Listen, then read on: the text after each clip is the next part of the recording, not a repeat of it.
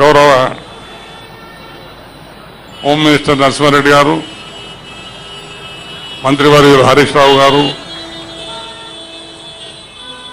అలాగే స్వామివారు, వేదికలు అందించిన పెద్దలు మరియు నా తమ్ముళ్ళు వివేక్ గారు, వినోద్ గారు, వారి కుటుంబ సభ్యులందరూ కూడా ఈనాడు కాక జన్మదిన ఉత్సవంలో పాల్గొని అందరూ శ్రద్ధాంజలి ఘటించి ఆయన చేసిన పనులు ఈ రాష్ట్రానికి ఆయన అందించిన సహకారం అభివృద్ధిలో కానీ, ప్రధానంగా బీదవారిని వాళ్ళ అప్లిఫ్ట్మెంట్ కానీ, ట్రేడ్ యూనియన్ ఫీల్డ్లో కానీ దేంట్లో చూసినా ఆయన ఒక ఇన్స్టిట్యూషన్గా ఎదిగినాడు. నాట్ అన్ ఇండివిజువల్, వ్యక్తిగతంగా కాకుండా ఒక సంస్థగా ఆయన ఎదిగినాడు.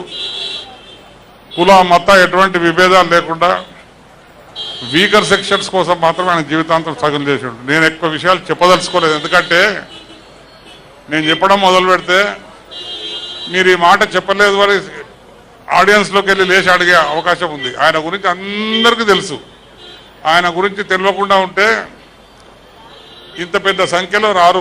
ప్రతి ఫంక్షన్కి, ప్రతి అవసరానికి, అవకాశానికి అందరినీ పేర్లు పెట్టి పిలుస్తుండే. నేను ఎన్నోసార్లు అడిగినా కూడా, ఎందుకంటే నేను ఒక ఇంట్లో కొడుకు మాదిరి ఉండి వెంకటస్వామి గారికి కానీ, వారి సతీమణి మా చిన్ని కానీ, నేను 19 సంవత్సరాల నుండి మొదలు పెడితే ఇక నేను ఆయన ఆధ్వర్యంలో, ఆయన బ్లెస్సింగ్స్తోనే ఇంత ఎదిగినాను. నాకు మొట్టమొదటి టికెట్ ఇచ్చింది ఆయన్నే 83లో అసెంబ్లీకి. నేను పిసిసి ప్రెసిడెంట్గా ఉన్నప్పుడు చాలా విషయాలు ఆయనను కన్సల్ట్ చేయకుండా ఏ రోజు కూడా చేయలే. మన ముఖ్యమంత్రి కేసీఆర్ గారు కూడా బాగా తెలుసు. ఆనాడు అలయన్స్లో మాట్లాడాలంటే కూడా నేను కాక కేసీఆర్ గారితో మాట్లాడుతుంటే, కనుక నేను అవసరానికంటే ఎక్కువ చెప్పకుండా నా తమ్ముళ్ళిద్దరిని అభినందిస్తున్నా. ఆయన అడుగుదాడల్లో నడిచే ప్రయత్నం చేస్తున్నారు వాళ్ళు. ఆ ప్రయత్నాన్ని గట్టిగా చేసి బడుగు వరకు, అట్టడుగున ఉన్న బడుగు వరకు మేమున్నాం అనే ఒక విశ్వాసాన్ని కల్పించాల్సిన అవసరం ఉంది. నేను ఈరోజు ఎంటర్ కాగానే సంతోషంగా నవ్వుకున్నాను. ఇది కంటిన్యూ చేయి, డ్రెస్ షేర్వాణి కంటిన్యూ చేయి.